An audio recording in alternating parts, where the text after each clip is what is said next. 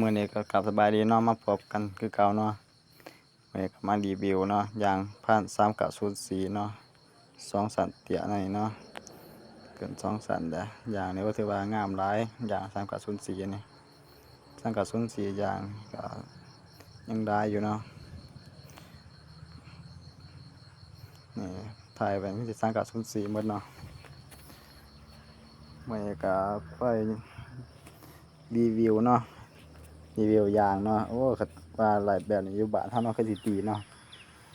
ไปปลูกแปลงอยู่บ้านเฮาคือสิดียาง3-04นี่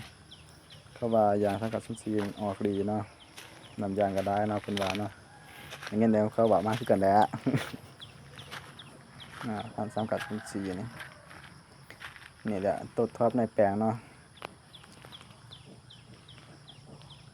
3-04เด้อสันเดียว2สันก็มีเนาะ2สันเตี้ยแม่ตัดมา600เนาะตัวนี้1,600รวมเลี้ยงเดี๋ยวเนาะเลี้ยงเดี๋ยวไม่ดอกรวมออกมาเนาะกลางเอาออกมาประมาณ3-4 วันนั่นแหละตัวนี้ได้บ้านผม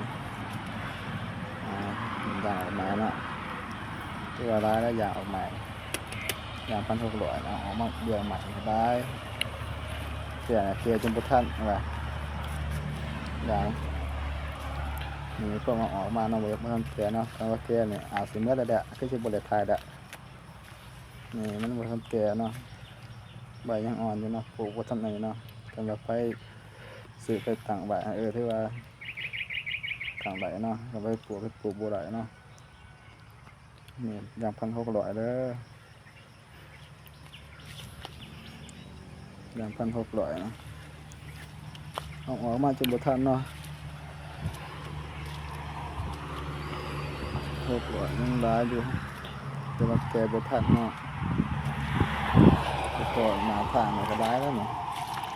1,600เนาะ3-04ที่ตั้งกันเนาะเหมือนกันเดี๋ยวอีเปลี่ยนตัวนี้เนาะ